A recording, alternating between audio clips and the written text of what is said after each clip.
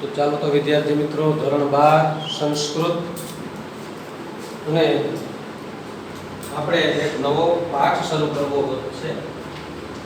એ પાઠ આપણો છે 14મો પાઠ।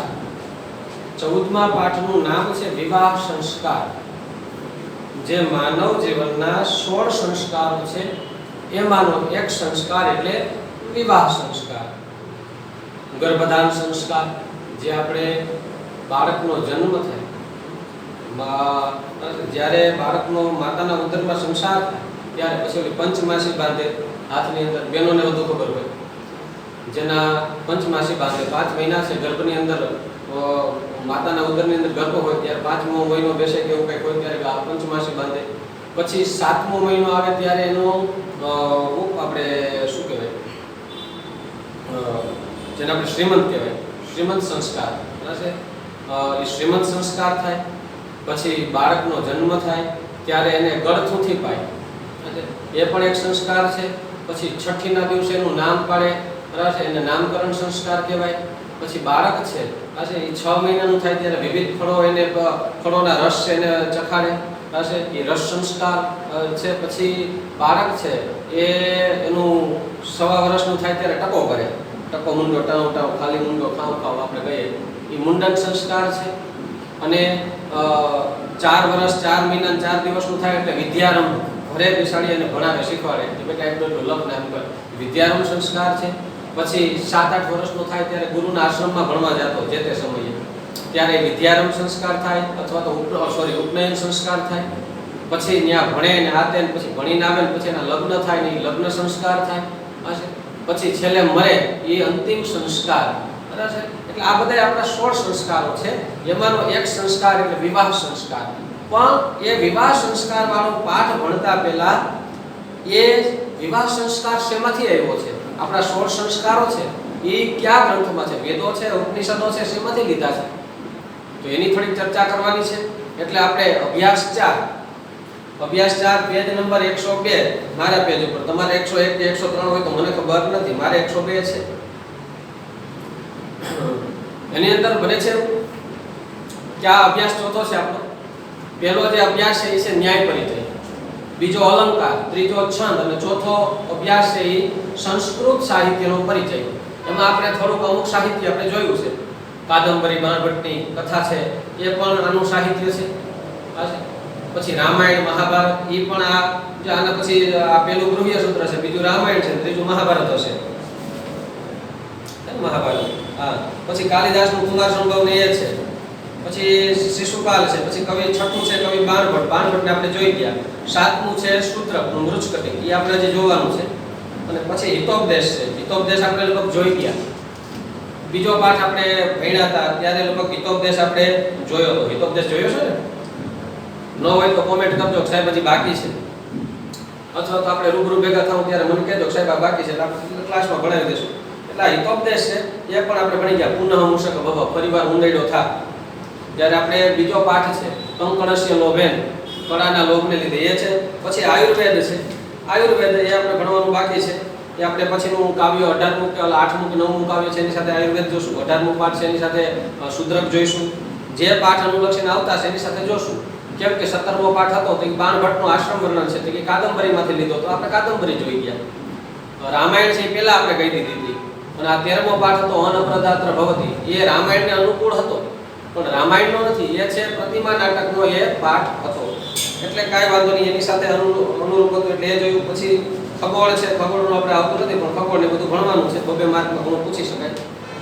એટલે હવે આપણે ગૃહ્ય સૂત્રની વાત કરીએ। આપણો 14મો જે પાઠ છે ને વિવાહ સંસ્કાર એ ગૃહ્ય સૂત્રના આધારે છે। પહેલા તો થોડુંક આપણે સામાન્ય ચર્ચા કરીએ શું કહે છે। પેજ નંબર 102 ઉપર તમારી ચોપડી છે તમે ખોરામાં લઈને બેસો સામે વિડિયો રાખો વિડિયો સામે રાખીને હાથમાં ચોપડી રાખીને મારી સાથે જોતા જાઓ। આપણે ઓકે બોલ મહારાજ એટલે આપણે અહીંયા વૈદિક વિધિ વિધાનો છે એટલે આવું બોલીએ। ગૃહ્ય સૂત્રનો સામાન્ય પરિચય ધોરણ 11માં તમને વૈદિક સાહિત્યનો થોડો પરિચય થયો છે। વૈદિક સાહિત્ય એટલે શું 4 વેદો કેટલા વેદ છે 4 વેદ પછી વેદને અંતે જે આવતું હોય વેદાંત કહેવાય। એમાં ઉપનિષદ આરણ્યક, બ્રાહ્મણ ગ્રંથ, આ બધા છે વેદાંત કહેવાય. શું કહેવાય? વેદાંત. વેદોને અંતે સાહિત્ય આવ્યું છે એટલે વેદાંત છે. આ ચાર વેદો વિશે આપણે ધોરણ 11 માં માહિતી જોઈતી. ઋગ્વેદમાં કેટલા મંડળ છે, કેટલા સૂક્તો છે, એની શું સ્ટોરી છે ને ભણ્યા તો ને 11 માં કે નહીં? દિવાળી સુધી એ જ કર્યું છે આપણે. ભાષના નાટકો ભણ્યા છે અને ચાર વેદોની માહિતી ને ઉપનિષદ ને એ બધું આપણે જોયું હતું. ઉપનિષદો 11 છે. ઈશ જ્ઞાન, તર્ક, પ્રશ્ન, મુંડક, માંડુક્ય, તૈત્તરીય, બૃહદારણ્યક, છાંદોગ્ય અને શ્વેતાશ્વેતર એ આપણે વાત કરી હતી. અને પંચતંત્રની વાર્તા પણ 11 માં આપણે કીધી હતી. ચાર વેદો વિશે પણ માહિતી હતી, બરાબર છે, જેની અંદર ઋગ્વેદ, યજુર્વેદ, સામવેદ, અથર્વવેદ એ પણ આપણે માહિતી કીધી હતી. ચાર વેદ અને આ ચાર વેદ પછી જે વેદમાં શું કહેવા માંગે છે એ બધી માહિતી છે. ઉપનિષદ, આરણ્યક, બ્રાહ્મણ ગ્રંથો વગેરે છે. વેદ ટૂંકમાં વેદ દ્વારા બધું જુદું સમજાયું છે કે વેદમાં આ કહેવાનો ભાવ, આ હેતુ આવો છે, આનો ભાવ આવો છે, આનો ભાવ આવો છે. જેમ રામાયણ ઉપર ને મહાભારત ઉપર કેમ કવિઓએ જુદા નાટકો લખ્યા, એમ વેદો ઉપરથી જુદા વિષયોને સમજાવવા માટે ઉપનિષદો, આરણ્યક અને બ્રાહ્મણ ગ્રંથો નામના સાહિત્ય છે એ વેદને અનુરૂપ જ છે. એટલે બધું વૈદિક સાહિત્ય કહેવાય. આ બધું કેવું કહેવાય? વૈદિક સાહિત્ય. આ વૈદિક સાહિત્ય છે. તમે ધોરણ 11 માં તમને વૈદિક સાહિત્યનો થોડો પરિચય થયો છે. ત્યાં તમે વેદ સંહિતાઓનો પરિચય સાથે વેદાંગ સાહિત્યનો પણ નામતઃ પરિચય કર્યો છે. વેદ સાહિત્યનો પરિચય તમે કર્યો છે. ચાર વેદમાં શું આવે છે, એક ઉપનિષદની વાત હતી અને એની સાથે વેદાંગ શબ્દ છે. વેદાંગ એટલે શું? વેદાંગ સંધિ છૂટી પડે વેદ પ્લસ અંગ. વેદના અંગ. તો વેદના કેટલા અંગ છે? વેદના 6 અંગો છે. કેટલા અંગ છે? 6. શિક્ષા, કલ્પ, વ્યાકરણ, નિરુક્ત, જ્યોતિષ ને છંદ. આ વેદના 6 અંગો છે. આપણે એમ કહીએ ભાઈ વેદ ભણ્યા છીએ, પણ વેદ ભણ્યા એટલે શું? કોઈ એમ કે ભાઈ મેં સંસ્કૃત ભણ્યો છું, ધોરણ 11 માં 12 માં સંસ્કૃત ભણ્યો, પણ શું ભણ્યો છો? તો ખાલી પાઠ કાવ્ય તો કે નહીં. ન્યાય ભણ્યો તો કે હા. અલંકાર ભણ્યો તો કે હા. ન્યાય ભણ્યો તો કે હા. અલંકાર ભણ્યો તો કે હા. છંદ ભણ્યો તો કે હા. એમાં સાહિત્ય આવ્યું તો એ ભણ્યો તો, ભાષણ બધું તો કે હા. પાઠ ભણ્યો તો કે હા. કાવ્ય ભણ્યો તો કે હા. એમાં થોડું જાજુ ગ્રામર આવી ભણ્યો તો કે હા. એમ બધુંય ભણ્યા હોય તો ભણ્યા કહેવાય. એમ વેદના 6 અંગો હોય બરાબર, તો એ ખબર પડે તો એ બરાબર ભણ્યા કહેવાય. એટલે વેદ અંગનો નામતઃ તમે પરિચય કર્યો છે. એ માહિતીને સંસ્મરણમાં લઈને હવે વૈદિક સાહિત્યનો થોડો વધારે પરિચય મેળવશું કે આ વેદ બરાબર છે અને વેદની નીચે વેદાંત સાહિત્ય છે. આ વેદાંત અને વેદાંગ વચ્ચે તફાવત છે. વેદાંત એટલે શું? કે વેદોને અંતે રચાણું વેદ અંત. વેદને અંતે જે રચાણું છે એ વેદાંત છે. આ તો વેદના અંગો છે. વેદના 6 અંગો છે એની વાત છે. વેદાંત અને વેદાંગ વચ્ચે તફાવત. તો હવે એ ધ્યાનમાં રાખીને વેદાંત શબ્દ તમને ક્યારે 11 માં આવ્યો હશે તો એને ધ્યાનમાં રાખીને આગળ પરિચય આપણે મેળવીએ. વૈદિક સાહિત્યમાં વેદ નામના એક પુરુષની કલ્પના કરવામાં આવી છે. હવે આપણે જોઈએ કે પુરુષ દાખલો કાઢતા આવો. એક પુરુષનું દોરવું.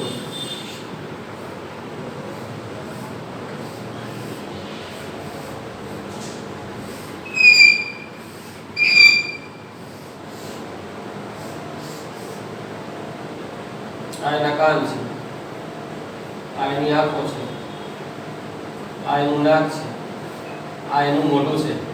લાડવા ખાય. વાળ ઓરાવો કે ટકો રાખો? હાલો વાળે ઓરાવી દઈએ. હાલો વાળ કરી દીધા. વેચમાં પાતી પડે છે. હાલો રેડી. ક્લિયર?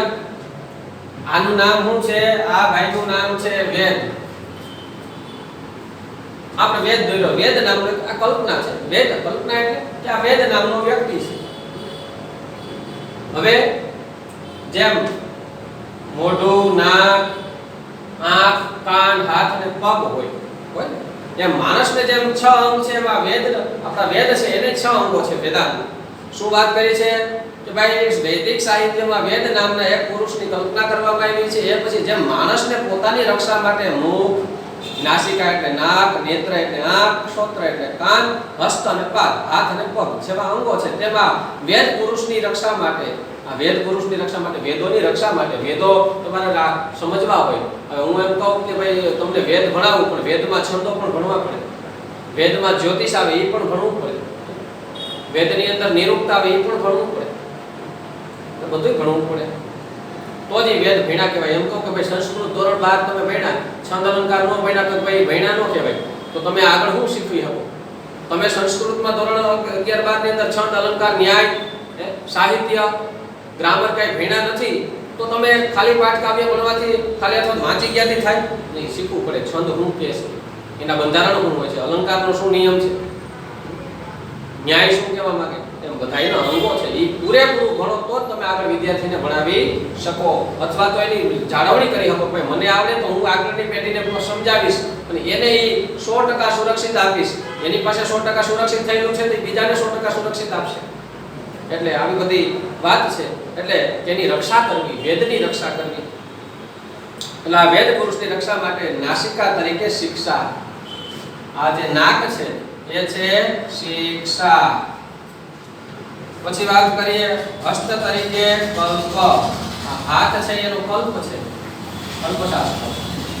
આ શિક્ષા શાસ્ત્ર, આ કલ્પશાસ્ત્ર.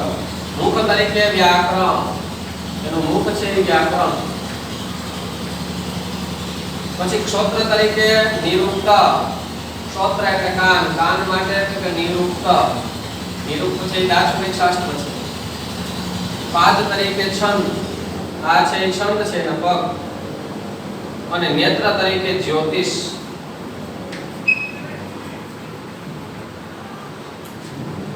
શિક્ષા છે એનું નાક છે, નિરુક્ત છે એના કાન છે, છંદ છે એના પગ છે, કલ્પ છે એના હાથ છે, વ્યાકરણ છે એનું મુખ છે અને જ્યોતિષ છે એની આંખો છે. એટલે આ એના અંગો છે, માણસના અંગો છે. એમાં જે વેદાંગ છે એના પર 6 અંગો છે. એમ કુલ 6 અંગો અર્થાત કે વેદાંગોની રચના કરવામાં આવી છે. એમ મનાય છે કે આમાંથી જે કલ્પ નામનું વેદાંગ છે, જે આ કલ્પ હાથ, કલ્પ નામનું જે વેદાંગ છે તેનો અહીં સંક્ષેપમાં પરિચય કરી. હવે આપણે ભણવાનું છે કલ્પશાસ્ત્ર, ગૃહ્ય સૂત્ર છે એનો જ ભાગ છે. હવે જોઈએ આપણે આ વેદના પહેલી વસ્તુ, વેદો કેટલા છે કે 4. વેદાંગ અને વેદાંત વચ્ચે શું તફાવત છે? વેદોને અંતે જે સાહિત્ય રચાયું છે વેદાંત સાહિત્ય, જેમાં ઉપનિષદ, બ્રાહ્મણ ગ્રંથો, નારણ્યકો. વેદાંગ એટલે શું? તો કે વેદની જાળવણી કરવા માટે એના 6 અંગો છે. ક્યાં ક્યાં છે? કે શિક્ષા, કલ્પ, વ્યાકરણ, જ્યોતિષ, નિરુક્ત અને છંદ. શિક્ષા, કલ્પ, વ્યાકરણ, જ્યોતિષ, નિરુક્ત, છંદ. આ 6 આ ક્રમ અથવા તો નિરુક્ત, શિક્ષા, છંદ, જ્યોતિષ, વ્યાકરણ, કલ્પ એમ આ પાસે એ પ્રમાણે ક્રમમાં બોલીએ છે ને કે ભાઈ 6 અંગો છે, બરાબર છે. પેલું છે શિક્ષા, બીજું કલ્પ, પછી છે કે ભાઈ વ્યાકરણ, બરાબર છે, વ્યાકરણ. શિક્ષા, કલ્પ, વ્યાકરણ, નિરુક્ત, છંદ અને જ્યોતિષ. એ ક્રમમાં પણ બોલી શકાય. તો હવે આપણે આ કલ્પ નામનું જે ભાગ છે એનો પરિચય કરીશું. કલ્પશાસ્ત્ર કયું છે? કલ્પશાસ્ત્ર. હવે આ 6 અંગ છે એમાંનું એક અંગ છે એ કલ્પ છે. કલ્પશાસ્ત્રના કેટલા ભાગ પડે છે? તો કે ભાઈ 4 છે. એ આગળ જોઈએ. કલ્પશાસ્ત્રનો પરિચય આપતા કહેવાયું છે. પહેલા તો કલ્પશાસ્ત્રની વાત કરીએ. કલ્પશાસ્ત્ર એટલે કલ્પ એટલે શું? કલ્પના કરવી, વિચાર કરવો. કલ્પશાસ્ત્ર કલ્પના કરવી, લોજિક. શેનું લોજિક? આપણે અત્યારે બેઠા બેઠા ઘણું લોજિક કરતા હોય કે આપણી પરીક્ષા 2021 માં માર્ચના એન્ડમાં હશે કે એપ્રિલની શરૂઆતમાં હશે, ડિલે થશે, કેટલો કોર્સ હશે, કેટલો સરકાર ડિલે કરશે, શું થશે, કેદી પરીક્ષા હશે, કેવી હશે, શું છે, ઘણા વિચાર આવે. અથવા તો પરીક્ષા હશે ત્યારે કેમ પ્રેઝન્ટેશન કરશું, ઘણા વિચારો આવે. કલ્પ કહેવાય. આવતીકાલે તમારે ક્યાંય જાવ હોય તો આખો દી તમે વિચારો ભાઈ હું કઈ કઈ વસ્તુ સાથે લઈ જાઉં, કેટલા જોડી કપડાં લઈ જાઉં, કઈ કઈ વસ્તુ સાથે લઈ જાઉં, એ બધું વિચાર છે, કલ્પ છે. પછી ન્યા જઈને લગ્ન પ્રસંગમાં કેવી રીતે ડિસ્કો દાંડિયામાં રહેવાનું છે, કયા કપડાં પહેરવાના છે, કેવી રીતે છે, બધું આયોજન આપણે એડવાન્સમાં કરતા હોય. એટલે કોઈ પણ વસ્તુ છે એ કલ્પ છે, વિચાર છે, આઈડિયા. કલ્પશાસ્ત્રનો પરિચય આપતા કહેવાયું છે કે કલ્પ વેદ વિહિતાનામ, વેદ વિહિત વેદની અંદર રહેલા, કર્માનામ, કર્માનામ એટલે કર્મોને, એટલે શું કે છે? વેદ વિહિતાનામ કર્માનામ, વેદમાં રહેલા નિહિત રહેલા કર્મોને, આનું પૂર્વેણ કલ્પ, આનું પૂર્વેણ શરૂ કરીએ એ પહેલાના જે કલ્પ છે, વિચાર છે, એ કલ્પના શાસ્ત્રમ. એ કલ્પના શાસ્ત્ર છે. આનું પૂર્વે કલ્પના શાસ્ત્રનું જે તમે શરૂ કરો એ પહેલાનું જે કલ્પના શાસ્ત્ર છે એ છે કલ્પ. કોઈ પણ કામ કરો એની પહેલાનું આપણે શું કહેવાય, આયોજન, મેન્ટલી પ્રિપરેશન, મેન્ટલી આયોજન, માનસિક રીતે અગાઉથી આયોજન, એની જે અગાઉથી કલ્પના કરી એ કલ્પશાસ્ત્ર છે. અર્થાત વેદમાં કહેલા કર્મોને અનુક્રમે જ્યાં કલ્પિત કરવામાં આવ્યા છે, વેદમાં કીધું છે કે એટલા કર્મો માણસે કરવા જોઈએ. માણસે આ કર્મ કરવું જોઈએ, આ કર્મ કરવું જોઈએ, આ કર્મ કરવું જોઈએ, આમ કરવું જોઈએ. એ બધાય કર્મો જે વેદમાં કીધા છે એને અનુક્રમે જ્યાં કલ્પિત કરવામાં આવ્યા છે, અનુક્રમે એટલે સિરીઝ મુજબ આ કરવું, આ કરવું, આ કરવું, આ કરવું, આમ કરવું, એ બધાય છે એ કલ્પિત કરવામાં આવ્યા છે. તે કલ્પના શાસ્ત્ર એ કલ્પ છે. એ કલ્પના શાસ્ત્ર જે છે ને એ કલ્પ છે. આશય એ છે કહેવાનો ભાવ કે વેદોક્ત કર્મને કેવી રીતે કરવાના છે, વેદમાં કહેલા કર્મો કરવા કઈ રીતે. હાલો એમ કે ભાઈ તમારે સત્યનારાયણ ભગવાનની કથા કરવી તો કઈ રીતે કરવી, બપોર વચ્ચે કરવી, સવારે કરવી, સાંજે કરવી, ઘરમેળે કરવી, ગોર મહારાજને બોલાવી કરવું, શું પ્રસાદી ધરવી, શું ન ધરવી, રાંદલના લોટા તેડવા, આ ગૃહ્ય એટલે શું, ગૃહ એટલે શું પેલા દઈ ગયો, ગૃહ એટલે ઘર ભરાવ, ઘરમાં રહીને આપણે ગૃહસ્થ વ્યક્તિઓએ કયા કયા કર્મો કરવા જોઈએ અને કેવી રીતે કરવા જોઈએ એનો જે વિચારસરણી આખો ભાવ છે કે ભાઈ તમારે રાંદલમાંના લોટા તેડવા હોય તો કે ભાઈ 2 લોટા તો તેડવા, તો કે 1 લોટાની 7 ગોયણી હોય, 2 લોટા તેડો તો ભાઈ 14 ગોયણી જમણવાની, 3 લોટા હોય તો 21 ગોયણી, 4 લોટા હોય તો 28 ગોયણી હોય ને, એવું કે નથી ખબર? હા, ન ખબર હોય તો મમ્મીને પૂછી લેજો, પપ્પાને પૂછી લેજો, દાદા દાદી હોય તો પૂછી લેજો, એને ખબર હશે. એટલે કે વેદમાં આશય એ છે કે વેદોક્ત કર્મોને કેવી રીતે કરવાના છે એનું ક્રમપૂર્વકનું આયોજન, વિચારવાનું કાર્ય આ કલ્પશાસ્ત્રનો વિષય છે. કે કેમ કરવા, કઈ રીતે કરવું, એ બધી ગોઠવણ છે ને આ કલ્પશાસ્ત્રએ આપી છે. આના 4 ભાગ છે. કલ્પશાસ્ત્ર છે ને 4 ભાગ છે. પેલો કયો છે? પેલો છે ક્ષોત્ર સૂત્ર, શ્રોત સૂત્ર. બીજું છે ગૃહ્ય સૂત્ર, ત્રીજું છે ધર્મ સૂત્ર અને ચોથું છે શુલ્વ સૂત્ર. આ કલ્પશાસ્ત્ર છે જે વેદનો અંગ કહેવાય, હાથ છે, બરાબર છે. હાથ શું કામ કરે? કર્મ કરે. અને કર્મ કઈ રીતે કરવા, કેવા કેવા કર્મો કરવા, કઈ રીતે કરવા, એની જે કલ્પના છે એ કલ્પશાસ્ત્ર છે. એ કલ્પશાસ્ત્રમાં 4 વિભાગો આવે. એ તો શ્રોત સૂત્ર. તો આમાંથી જે પહેલું શ્રોત સૂત્ર છે, શ્રોત સૂત્ર છે એ શું શીખવે છે? એના પાછા વિભાગ. ઘરની અંદર કામ કરવાના હોય તો એમાં પાછા પ્રકાર હોય. તો પેલો શ્રોત સૂત્રની વાત છે કે ભાઈ શ્રોત સૂત્રમાં કયા કયા કર્મો આવે અને કેવી રીતે કરવા એની વાત છે. શ્રોત સૂત્ર છે જેમાં પ્રતિદિન કરવામાં આવતા અગ્નિહોત્રથી લઈને અમુક વિશેષ નિમિત્તે કરવાના થતા યજ્ઞો કેવી રીતે કરવા એ બતાવવામાં આવ્યું છે. શ્રોત સૂત્રની અંદર જેમાં પ્રતિદિન કરવામાં આવતા અગ્નિહોત્રથી લઈને અગ્નિને હોમવાનું. હવે તો આપણે ગેસના ચૂલા આવી ગયા. પહેલાના સમયની અંદર હું નાનો હતો ત્યારે મને ખબર છે કે નાનો હતો ત્યારે બધાને ઘરે ચૂલા હતા, મેં જોયા હતા, જે લાકડાના બળતણથી થતા. હવે તો ગેસના ચૂલા આવી ગયા. હજી ક્યારેક ગામડે જઈએ તો ખુશીથી બધા ભેગા થાય ને ચૂલે રાંધવું રાંધે, બાકી ગેસ. હું નાનો હતો ત્યારે ચૂલા લાકડાના બળતણ હતા. અને બપોરે જમતી વેળાએ માણસ છે એ એક બટકું છે અગ્નિદેવને હોમી. બીજું અગ્નિહોત્ર બ્રાહ્મણ છે જેના ઘરમાં 24 કલાક 365 દી અગ્નિ પ્રગટતી જ હોય. એ અગ્નિને બુજાવવાનો નથી, એ અગ્નિહોત્રી બ્રાહ્મણ કહેવાય. તો અગ્નિહોત્ર હોમ કેવો હોય બહુ વિશે મને ખબર નથી, પણ અગ્નિની અંદર હોમવું, કઈ રીતે હોમવું છે. પછી અમુક વિશેષ નિમિત્તે કરવાના યજ્ઞો કઈ રીતે કરવા. તમને ખબર હોય તો આપણે વર્ષે 2 વર્ષે યજ્ઞો કરીએ. માનો કે આપણે વાસ્તુ કરીએ, નવું મકાન બનાવ્યું તો વાસ્તુ યજ્ઞ કરીએ એમ કરતા યજ્ઞ, નવચંડી યજ્ઞ કરીએ, બીજા યજ્ઞો કરીએ, દશેરાની યજ્ઞ થાય, ગરબીની અંદર ઈ યજ્ઞો થાય. પછી આપણે બીજા ત્રીજા યજ્ઞો કરીએ જ્યારે જાતના યજ્ઞો કરતા હોય, નવચંડી યજ્ઞ, લઘુયુદ્ર યજ્ઞ, ઘણા યજ્ઞો કરીએ.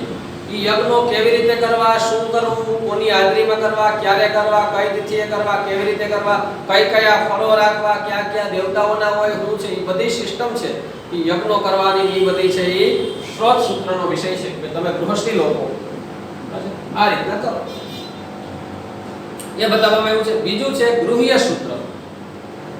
ગૃહ એટલે ઘર, ગૃહ્ય સૂત્ર. એમાં ઘરગથ્થુ માણસ, ગૃહસ્થ માણસ, ઘરની અંદર પપ્પા મમ્મી અથવા ઘરના બધા લોકો ગૃહસ્થીઓ કહેવાય, ઘરની જવાબદારી વાળા. ગૃહ્ય સૂત્રમાં દરેક ગૃહસ્થે ઘરમાં જે ધાર્મિક ક્રિયાઓ કરવાની હોય, ઘરની અંદર જે બધી ધાર્મિક ક્રિયાઓ કરવાની હોય છે તેમનો અને સંસ્કાર વિધિના વિધિ વિધાનોનું માર્ગદર્શન આપવામાં આવ્યું છે કે ભાઈ ગૃહસ્થ માણસોએ, ઘરની અંદર રહેતા સામાન્ય કોમન માણસોએ કયા કયા વિધાનો કરવાના હોય, કઈ સિસ્ટમ કરવી, વહેલું ઉઠવું, ભગવાનને કઈ રીતે પૂજા પ્રાર્થના કરવી વગેરે, અને 16 સંસ્કારોનું વિધિ વિધાન કે તમારી આ દીકરો આવે તે કે દીકરીનો જન્મ થાય ત્યારે એનો ટકો કરવો, અને શ્રીમતનો પ્રસંગ કરવો, અને એને ભણાવો ત્યારે આમ કરવું, ને ગુજરી જાય તો શું કરવું, ઘરમાં રાખવો તો કે નહીં, તો કે ભાઈ એને રામ બોલો ભાઈ રામ, સ્મશાને અથવા તો કબ્રસ્તાનમાં જઈને દાટી દેવાનું. તો એ પણ એક નિયમ છે કે ભાઈ આ કરવાનું. એ ગૃહ્ય સૂત્ર છે, વિધિ વિધાનોનું માર્ગદર્શન છે, સંસ્કાર વિધિ કહેવાય, 16 સંસ્કારો. ધર્મ સૂત્રમાં સમાજ અને રાજ્યને લગતા વિધિ નિયમ. ધર્મ એટલે શું? કે ધાર્યતિ મર્મ ઇતિ ધર્મ. જે આપણા માનવ મૂલ્યોના મર્મને જે ધારણ કરે એ ધર્મ છે. ધર્મના બે પ્રકાર છે. એક તો રાજકીય ધર્મ, રાજ ધર્મ, અને એક સામાજિક ધર્મ. સમાજમાં કઈ રીતના રહેવું એ વસ્તુ, આપણો સમાજ હોય તેમાં આપણે કઈ રીતના રહેવું, સમાજને કેવા કેવા માર્ગદર્શન આપવા. સમાજના આગેવાનો હોય ને નવા નિયમો કાઢે. હવે તો સમાજના આગેવાનો છે એ થોડાક જે રૂપિયાવાળા મોટા માણસો હોય, મોટી મોટી સંસ્થાઓ હોય, સમાજનું આગેવાની લેતા હોય એવા લોકો છે, નવા બરાબર છે બાબતો છે એ સમાજને શીખવે. હમણાં તો 2-3 સિસ્ટમ આવી છે માર્કેટમાં. એક તો પેલું કે કોઈ ગુજરી જાય ને ત્યારે દાડો નહીં કરવાનો, કરમેળે પતાવી લ્યો ભાઈ. કોઈ ગુજરી ગયું હોય, માનો કે કોઈ 40-50 વર્ષની ઉંમરની અંદર જુવાન માણસ વયો ગયો હોય, મહિનો દી દવાખાને રહ્યો હોય, તો લાખ રૂપિયાનો ખર્ચો થયો હોય, 2 લાખનો ખર્ચો થયો હોય, 6-8 મહિનાથી માણસ બીમાર હોય એટલે ઘરમાં આવક ન હોય, અને પછી ગુજરી જાય પછી માહે સમાજ એમ કે ભાઈ લાડવા ને એવું કરો, ભજીયા ખવડાવો. હજારોની સંખ્યામાં માણસો આવે. હવે તો કોરોનાની સામે બધા ના પાડી દેવા માટે ખબર છે કે કોરોનાની પરિસ્થિતિને ધ્યાનમાં રાખીને અંતિમ ક્રિયા અમારા પરિવાર પૂરતી મર્યાદિત રાખેલી છે. બહુ સારું છે. સ્પષ્ટ શબ્દોમાં કહી દે ભાઈ તમે સમજો તો ખરા, આ કોરોના ભેગું નહીં થવું, ભેગું ન થવાય. અહીંયા એક તો ગયા છે, બધા ભેગા થાવ તો બીજા 2-5 ઘેરે પાછી આ અંતિમ ક્રિયા આવશે.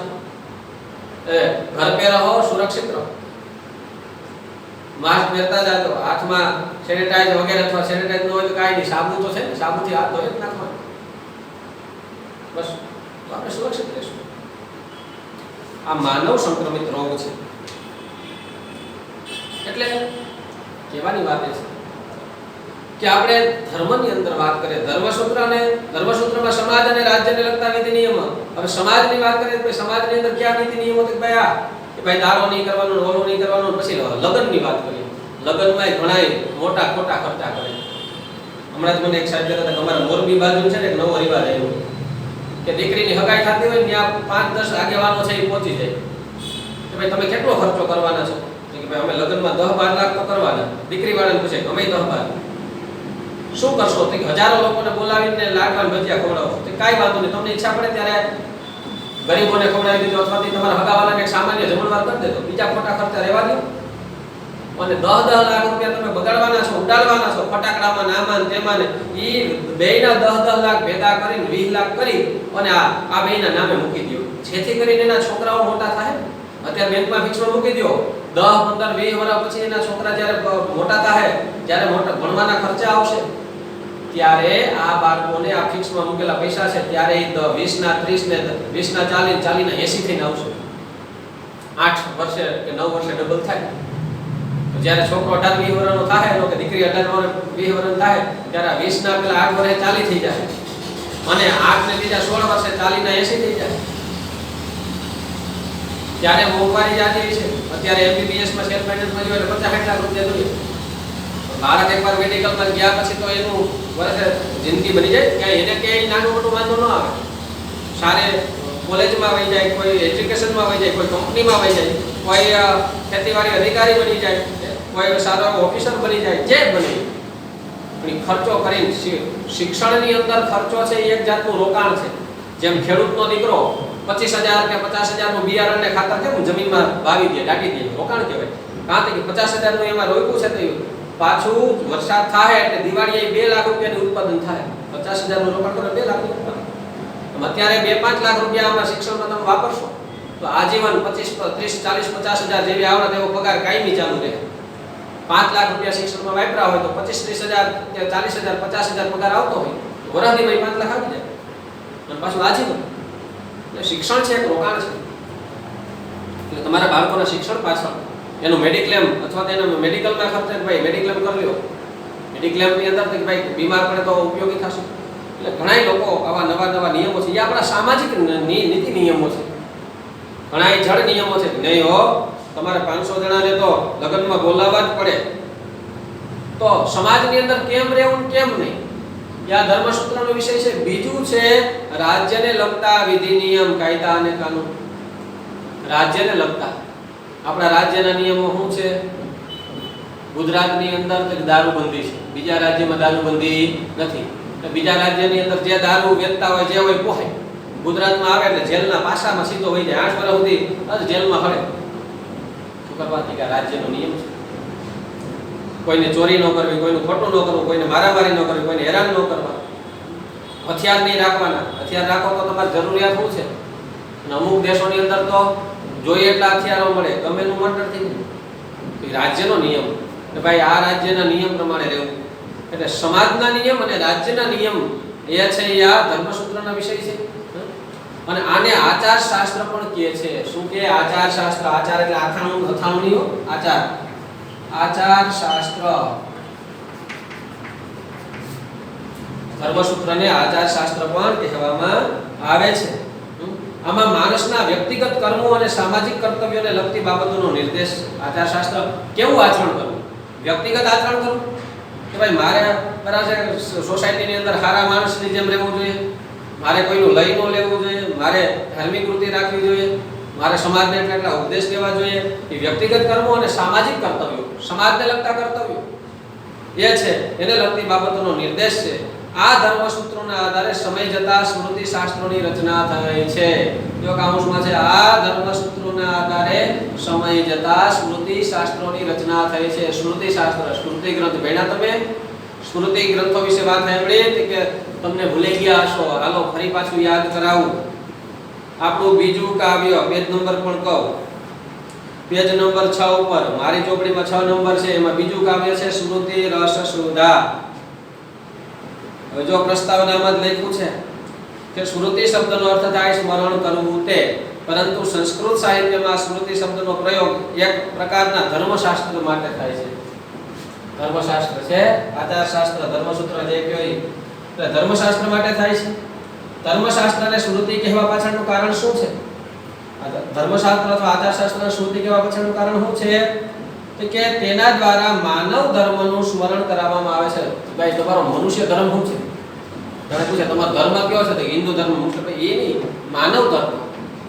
કે ભાઈ મારે કોઈને હેરાન નથી કરવાના, મારે કોઈને આમ નથી કરવાનું, એ બધા માનવ ધર્મ. માનવ ધર્મનું સંસ્મરણ કરાવવાની વાત છે. ભારતીય પ્રાચીન પરંપરામાં શ્રોત સૂત્ર, ધર્મસૂત્ર, ગૃહ્ય સૂત્ર, શ્રોત સૂત્ર, ધર્મસૂત્ર, ગૃહ્ય સૂત્ર અને રામાયણ તથા મહાભારત, પુરાણ અને મનુ વગેરે દ્વારા પ્રોક્ત સ્મૃતિઓ, મનુ ભગવાને જે રામાયણ મહાભારતની અંદર પણ એવું છે કેમ જીવવું કેમ નહીં, પુરાણોમાં કીધું કેમ જીવવું કેમ નહીં, મનુ ભગવાને જે મનુસ્મૃતિ લખી એમાં પણ કીધું કેમ નહીં.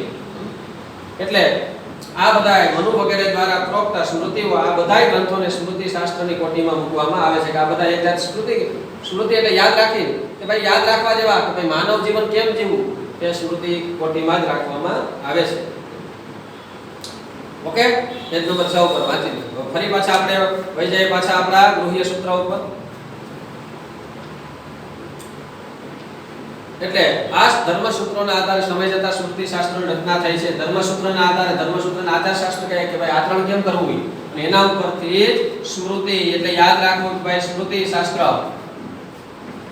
કે ભાઈ કેમ આચરણ કરવું, કેવું જીવન જીવવું એ સ્મૃતિ યાદ રાખો. આમ જીવવાનું છે સમાજમાં, રાજા સાથે આ રીતના રહેવાનું છે. મનુસ્મૃતિમાં તો ન્યા લગન કીધું ભાઈ રાજાએ કેમ રહેવું, રાજાએ કેટલો ટેક્સ લેવો જોઈએ કે જેવી રીતે મધમાખીઓ અને ભમરાઓ ફૂલમાંથી મધ લઈ લે, ફૂલમાંથી મધ લે છે, મધે આવી જાય અને ફૂલ પણ હસતું રહે, એમ રાજાએ પ્રજા પાસેથી એટલો ટેક્સ લેવો જોઈએ જેથી કરીને ટેક્સ પણ આવી જાય અને પ્રજાને ભારે ન પડે. વધારે પડતું જીએસટી પેટ્રોલ ઉપર વધારે પડતો ભાવ વધારે કારણ કે સરકારની ટેક્સ વધારે છે તો લોકો ત્રાહીમામ થાય એટલો બધો ટેક્સ ન હોવો જોઈએ, પણ સરકાર માપે ટેક્સ લે તો વાંધો ન આવે. એટલે આને સ્મૃતિ શાસ્ત્ર પણ કહેવામાં આવે છે. ચોથું છે શુલ્વ સૂત્ર. શુલ્વ સૂત્ર એક રીતે તો ગણિત શાસ્ત્રીય વૈજ્ઞાનિક ગ્રંથ છે. આ જે શું કહેવાય કલ્પ છે, કલ્પ એટલે લોજિક, શુલ્વ એટલે શુલ્વ સૂત્ર છે એ ગણિત છે, લોજિક. ગણિત એ લોજિક જ છે ને.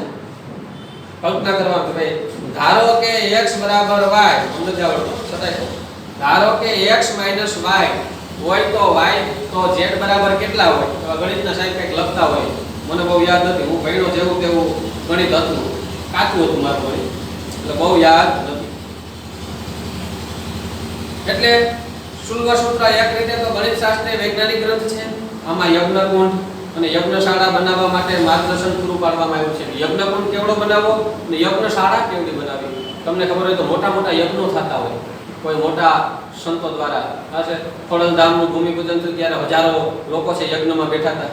ગાયત્રી મહાયજ્ઞ થાય, હજારો લોકોને બોલાવે તો યજ્ઞશાળા કેવડી મોટી હોય, કેટલા બ્રાહ્મણો છે, કઈ રીતના કુંડનું આયોજન કરવું, કેટલી ત્રિજ્યા, કેટલું જમીન, કેટલી વિસ્તાર, એ બધુંય જે છે એનું માપ છે, ડ્રો કરવું પડે ને કે ભાઈ એટલી જગ્યામાં કેટલા કુંડ થાય કે ભાઈ 20 કુંડ થાય. આ રીતના આમ કરી જગ્યા કરે 20 કુંડ થાય તો ઓકે, તો કે માપ સાઈઝ એ બધું છે એક જાતનું ગણિત છે. આમાં યજ્ઞકુંડ અને યજ્ઞશાળા બનાવવા માટેનું માર્ગદર્શન પૂરું પાડવામાં આવ્યું છે. આ સંદર્ભે અહીં જ્યામિતિ શાસ્ત્રને લગતા અનેક પ્રમેયો પણ આપવામાં આવ્યા છે. જ્યામિતિ ગણિત છે ને, જ્યામિતિ, ત્રિકોણમિતિ, કોલ્ક્યુલસ, વેક્ટર ગણિત, આ બધા ગણિતના પ્રકાર છે. એમાં જ્યામિતિ શાસ્ત્ર છે એનું અહીંયા અનેક પ્રમેયો પણ આપવામાં આવ્યા છે. પ્રમેય આગળ વાત કરીએ કે આમાંથી ગૃહ્ય સૂત્ર સાહિત્ય અનેક કારણોથી મહત્વનું છે. આ બધા છે સ્ત્રોત સૂત્ર, ગૃહ્ય સૂત્ર, ધર્મસૂત્ર, શુલ્વ સૂત્ર. એમાં ગૃહ્ય સૂત્ર છે આપણે જે ભણવાનું છે ગૃહ્ય સૂત્ર, એ સાહિત્ય બધાથી નોખું છે. શું કરવા કે એક તો આ ગૃહ્ય સૂત્રનો સંબંધ ગૃહસ્થ જીવન સાથે છે, આપણા ઘર સાથે છે, આપણા પરિવાર સાથે છે. એટલે એક તો પેલું એ છે બધાયને યજ્ઞ કરવા જરૂરી નથી, બધાયને કોઈને સમાજના નીતિ નિયમો આવડે કે ન આવડે પણ ઘરમાં તો વ્યવસ્થિત રહેવું પડે કે નહીં. એટલે પેલો તો ઘરનું છે, યજ્ઞ કરે ન કરે, ગણિત આવડે ન આવડે, રાજ્ય કે સમાજનો કોઈ માણસ કોઈ હોદ્દેદાર નો બને કાઈ નહીં, પણ ઘરનો તો પછી શરૂઆત કરે. ઘરનો પેલા હારો માણસ બને, પછી સમાજ અને રાજ્યનો બને, પછી યજ્ઞાદિ કરે, પછી એ ગણિત શીખે વાત બરાબર છે. એટલે આ ગૃહ્ય સૂત્રનો સંબંધ ગૃહસ્થ જીવન સાથે છે. પ્રત્યેક માણસનો ગૃહસ્થ જીવનનો કાળ માતા પિતા રૂપી પૂર્વજો અને સંતાન રૂપી અનુજોની સાથે જોડાયેલો છે. કલ્પ, આજ ઓર કલ. કલ ગઈકાલ, આજ આપણે, અને આવતી કાલ, આજ અને કાલ. એટલે કે આપણે પોતે આ છે એ ભૂતકાળ છે અને આ આવનારો સમય છે. આપણા માતા પિતા રૂપી પૂર્વજો, આપણે અને આવનારા પેઢી આપણા સંતાનો છે. ગૃહસ્થ હોય, ગૃહસ્થી તમે ધોરણ 12 સાયન્સના વિદ્યાર્થીઓ છો તો ઘરની અંદર તમારા મમ્મી પપ્પા, તો તમારા મમ્મી પપ્પા છે ને એ આ જ છે. એના મમ્મી પપ્પા ઘરની અંદર હોય, તમારા દાદા દાદી, અને આવનારી પેઢી એટલે કે તમે અત્યારે ભણો છો, સમય જતા 5, 10, 15 વર્ષ પછી તમારા લગ્ન થશે ને તમારોય ઘર સંસાર શરૂ થશે. એટલે તમે જે આમાંથી અહીંયા વહી આવશો, પછી તમે અહીંયા મિડલ થઈ જાઓ, તમારા મમ્મી પપ્પા કાલ થઈ જાય ના, અને પછી આ તમારી આવનારી પેઢી છે એ આવતીકાલ થઈ જશે. એટલે સ્ટેપ બાય સ્ટેપ ખસતા જાય. એટલે માતા પિતા રૂપી પૂર્વજો અને સંતાન રૂપી અનુજોની સાથે આ ગૃહસ્થ જીવન જોડાયેલ છે. તેથી એક રીતે તો આ એક પેઢી સાથે નહીં, પરંતુ એકી સાથે ત્રણ પેઢી સાથે જોડાયેલો જીવનનો ઉત્તમ કાળ હોય છે. આ ગૃહસ્થ જીવન ત્રણ પેઢીઓ સાથે હોય. બાળકો પોતે તો હોય અને પોતાના પૂર્વજો માતા પિતા અને દાદા દાદી પણ હોય. સ્વાભાવિક છે કે આ કાળમાં કરવાના થતા કાર્યો પણ ઉપરયુક્ત ત્રણેય પેઢી સાથે સંકળાયેલા હોય છે. ઘરની અંદર પપ્પાની તબિયત બીમાર થાય, પપ્પા ગઈઢા થાય, મમ્મી ગઈઢા થાય તો એને જાત્રાઓ કરાવવી પડે. અમુક ઉંમર થાય 100-125 વર્ષની એટલી દેવ થઈ જાય તો એને પણ અગ્નિ સંસ્કારથી માંડી વિધિ વિધાન કરવા પડે. પોતાના દીકરાઓ છે એનો જન્મ થાય તો અથવા તો એનું ભણાવવાનું થાય ત્યારે મુંડન સંસ્કારથી માંડીને બધું એ કરવું પડે. પોતાને પણ અમુક યજ્ઞો કરવા પડે. એટલે એ બધા ગૃહસ્થ જીવનના ગૃહ્ય સૂત્રના નિયમો છે. બીજું છે કે માનવના આત્માનો પરિષ્કાર કરવા માટે પ્રચલિત બનેલા 16 સંસ્કારોનો વિધિ વિધાન પણ આ ગૃહ્ય સૂત્રનો વિષય છે. માણસની આત્માનો પરિષ્કાર કરવાનો ઓળખ કે ભાઈ હે મનુષ્ય, હે આત્મા, તારો મનુષ્ય તરીકે તારો મનુષ્ય જીવનમાં તારો આવિષ્કાર થયો છે. તું ઓળખ મનુષ્યએ કેમ કર્મો કરવા. એ 16 સંસ્કારો છે એ આનો વિષય છે. ત્રીજું, વિવાહ, ઉપનયન અને અંત્યેષ્ટિ જેવા ક્રિયાઓમાં આજે પણ જે એકરૂપતા દેખાય છે તે આ ગૃહ્ય સૂત્રોના પ્રતાપે છે. વિવાહ લગ્નની અંદર બધા ભેગા થાય. ઉપનયન જનોઈ એ પછી ખબર હોય તો છોકરો વરહદીનો 1 વર્ષનો થાય એટલે હોળીને દિવસે વાર કરે. વાર લઈને જાય, મામાને ઘરે કપડા લઈને આવે ને ઘડીંગ લઈને હોળીના ચક્કર મરવે. એ પણ એક આપણો સંસ્કાર. ઘણા ઘરની અંદર જો ઉપનયન સંસ્કારથી બ્રાહ્મણો પૂરતો સીમિત થઈ ગયો. બ્રાહ્મણ ને લોહાના ને ક્ષત્રિય અમુક વર્ગો પૂરતો છે, બધા નથી ઉપયોગ કરતા.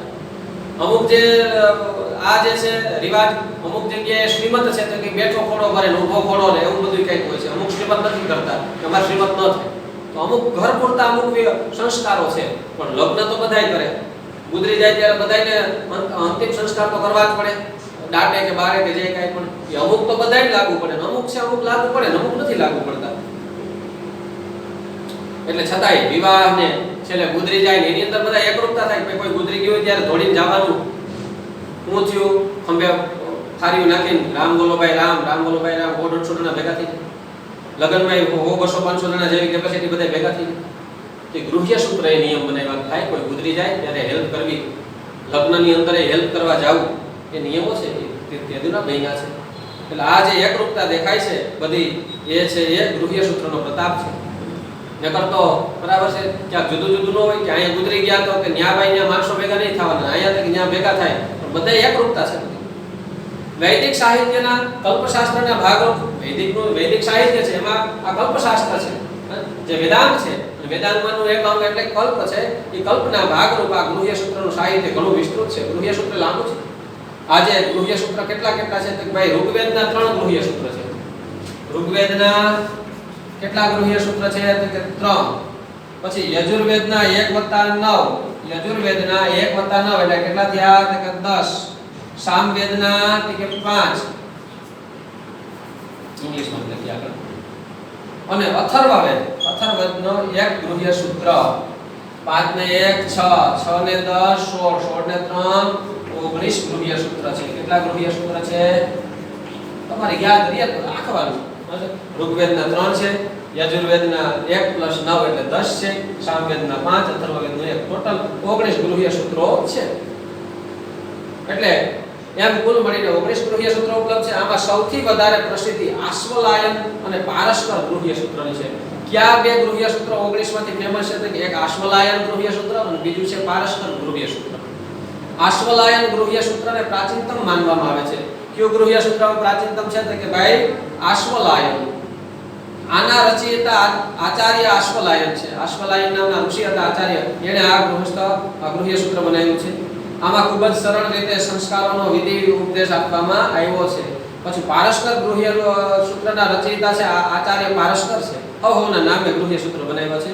હવે આચાર્ય પારસ્કર ક્યારે થઈ ગયા હતા કે ઈસવીસન પૂર્વે 2જી શતાબ્દીનો સમય મનાય છે. ઈસવીસન પહેલા 2જી શતાબ્દી એટલે આજથી 2200 વર્ષની આજુબાજુ મનાય છે. આ જે પારસ્કર ગૃહ્ય સૂત્ર છે ને એમાં 3 કાંડ છે. કેટલા કાંડ છે? 3 કાંડ છે. અને 3 કાંડમાં પણ પેટા વિભાગ છે એટલે કંડિકા કહેવાય. આ દરેક કાંડનું આંતરિક વિભાજન કંડિકાઓમાં છે અને ત્રણેય કાંડ મળીને કુલ 51 કંડિકાઓ છે. આ 3 કાંડ છે ને એમાં પેટા કંડિકાઓ કેટલી છે તો કે 51 કંડિકાઓ. આ કદાચ 2 માર્કમાં પૂછવું હોય તો પૂછાય, લગભગ પૂછાતું નથી, છતાંય તમારે અભ્યાસમાં છે એટલે યાદ તો રાખવાનું છે. એટલે તમારે છે આ યાદ રાખવાનું છે. અને આ 16 સંસ્કારો છે એ ગૃહ્ય સૂત્રનો જ ભાગ છે વગેરે.